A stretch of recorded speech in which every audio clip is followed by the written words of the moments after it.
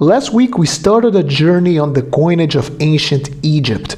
If you did not see that video, please stop now, check in the video description down below and come back here later. We've looked at the birth of coinage in the region of Egypt with the last native pharaohs and the Persians, how Alexander and Ptolemy properly introduced Egypt to the use of coinage and how it worked, and looked at some gorgeous examples from the first Ptolemies.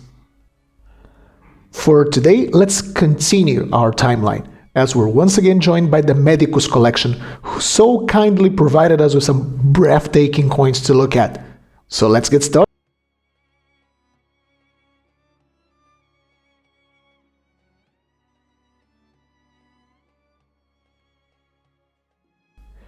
And we continue our journey, picking up with the last king we looked at. Between the years 246 and 222 BC, the reign of Ptolemy III was definitely more turbulent than the golden age under the Ptolemies I and II. One of the most significant of such turbulence was the so-called Third Syrian War, fought over Egypt and the Seleucid Empire, by that time arguably the most powerful successor kingdoms from Alexander the Great's conquests. So it was a very heavyweight fight. So Ptolemy would win this war, even if at a very heavy cost. And part of that cost was paid in the form of coins such as this one. This is yet another war coin from those I've shown you previously. This particular one dated between 246 and 242, so exactly during that conflict. This is a tetradrachm struck at the territory of modern-day southern Turkey, so very likely a coin used either directly to pay for war or to the administrators of the Ptolemaic territories outside of Egypt. As we head to the obverse, we have this bust of Ptolemy III in very realistic fashion. I just can't get enough of these coins. He looked a lot like his grandfather, with all of the pronounced features like the chin, the forehead, and nose his grandpa was so famed for. And in good Hellenistic fashion, he wears the royal headband, symbol of royal power. The reverse, as some of you might be used to already, features the Ptolemaic eagle, the symbol of Greek Egypt, stepping over a thunderbolt representing Zeus, and the legends Ptolemaio Basileus, or of King Ptolemy. But as we move to our next coin, although we stay in the reign of Ptolemy III, we're going to look at his sister and queen, Berenike II. And if you have been impressed by the decadrachma from the previous episode, well, it's time to one-up it. This is amazing. This is a masterpiece of Hellenistic art.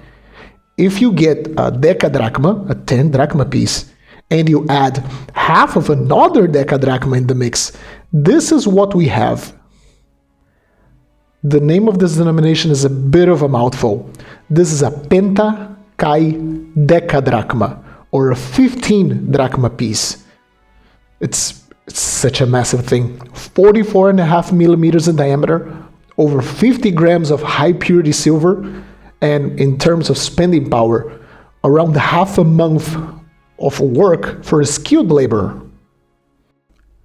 Coming from the main imperial mint of Alexandria, these are the coins numismatic dreams are made of. The best artistry the realm could offer, the best quality control, we've got it all here. So in the obverse we have this gorgeous veiled bust of Berenike with her hair nicely tucked in, and the veil sort of like gently falling over her shoulders. Such a coin would definitely not be seen in normal circulation, even among important merchants. The tetradrachma was there for that. This coin must have been used as diplomatic gifts, prizes for important public servants and generals, or prizes for members of the army. This is the kind of coin that threads the line between a medal, a commemorative plaque, and an actual coin which had spending power.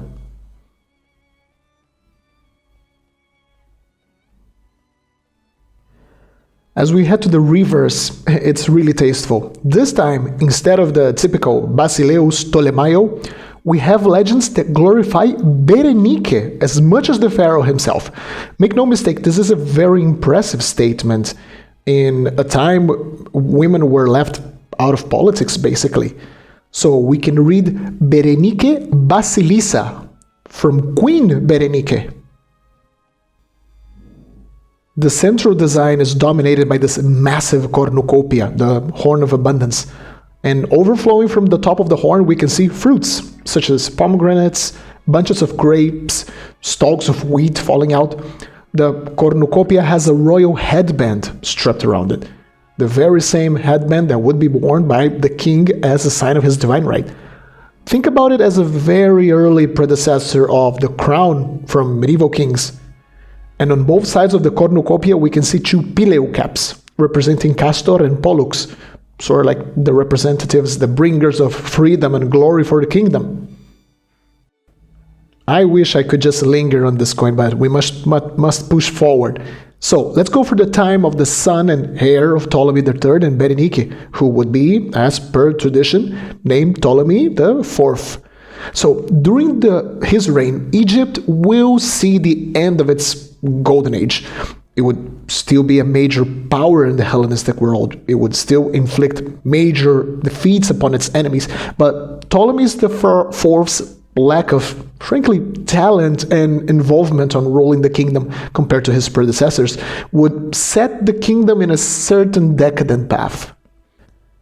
This particular example is actually a posthumous coin, struck under his son, Ptolemy V, but since this is an example that actually shows his bust, I chose it to illustrate. And we once again look at a coin struck outside of the original territory of Egypt. This is a coin from the region of Phoenicia, from the city of Tyre in particular, which was right at the border between the Seleucids and Ptolemaic Egypt. And of course, being a border region, it was important to reinforce the imagery of sort of like a protector king. So in this tetradrachm, not only we have the porter of the monarch himself, but he's seen wearing a chlamys. This was a cloak typically used by soldiers over their armor. So a clear message that he would personally deal with any intrusions on the frontier, on Egyptian territory. And on the reverse, as per tradition, we have the imperial eagle, but this time the legends actually read Ptolemy Philopator, Ptolemy the father lover, as he was known for strongly reinforcing the image of his parents in the territory of Egypt, worshipping them and his grandparents as gods.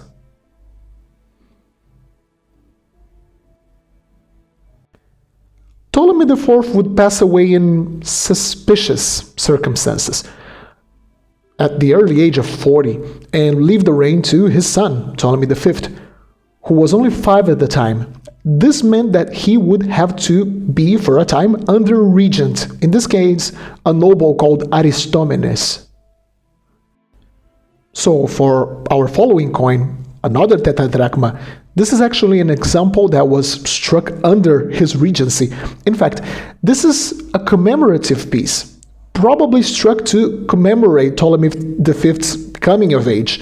So on the obverse, very similar to the coins of his father, we see the new monarch wearing the diadem and the chlamys underneath, so assuming a militaristic image from a very early age. And for a change, we have a little bit of a variety on the reverse. So this reverse features the key symbols of Zeus, the king of the gods and the one who gave to Ptolemy directly his right to rule. We see the winged thunderbolt, and I know this looks different to what we associate nowadays to a thunderbolt, but that's just how they depicted it back then. At the center, it has some sort of handle, because as you see a lot of images of Zeus, Zeus would actually use the central part sort of like as a handle to handle the lightning bolt and throw it at any detractors. On each side of the thunderbolt, we have 2 stars, once again representing Castor and Pollux, the sons of Zeus, and under them 2 mint marks, an AP monogram, and there's a lovely little spearhead. And finally, the legends, Ptolemaio Epiphano, translate to from Ptolemy the benefactor.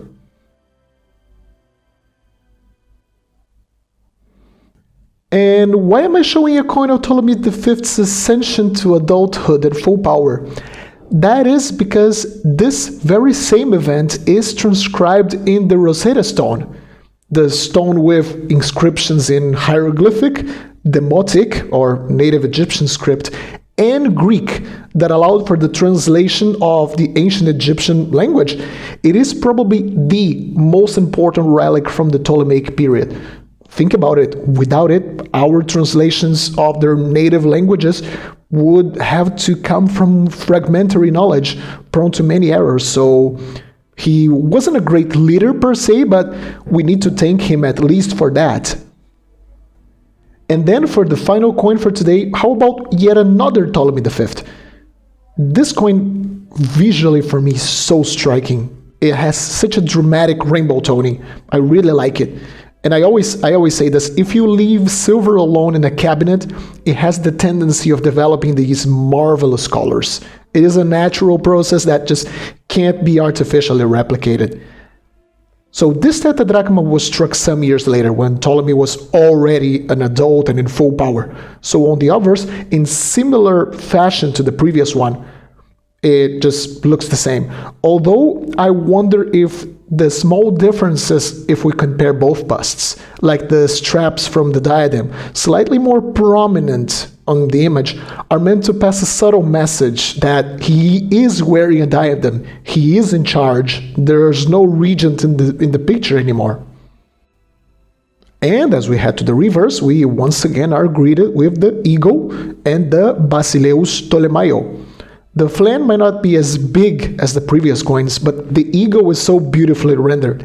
And let's not forget the fact that this coin is absolutely in mint state. It's really impactful for me. Some people might get bored of seeing eagles so often, but once they are so nicely made and there are just so many varieties and styles of the eagle, you never know what you might find, and you can assemble a full collection that might have a whole bunch of eagle reverses, but they're just so unique, you can just make a collection entirely made out of varieties. So I could go on and make like 10 episodes on the coinage of Egypt and barely scratch the surface of its numismatic history.